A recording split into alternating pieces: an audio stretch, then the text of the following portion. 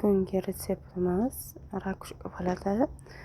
Margarin bilan unni kroshka qilib olib, razvedtel solamiz. Bitta qoshiq smetana, tuxum sarig'i, 3 ta tuxum sarig'ini aralashtirib sovuramiz.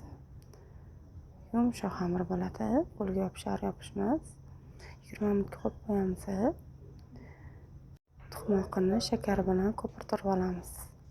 Bu bezesi uchun bezesini qilib bo'lganimizdan keyin yong'och shaklida olamiz xamirlarimizni. Keyin yoyib, ichiga bezelarimizni solib, yong'oq maydalanganlarini solib chiqamiz.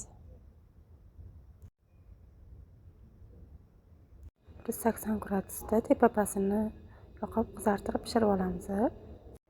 Ustiga moloko surib, ustiga kakao strujkasi bilan yong'oq maydalanganini surib chiqamiz, sepib chiqamiz. Juda ham mazali bo'ladi, ko'ringlar.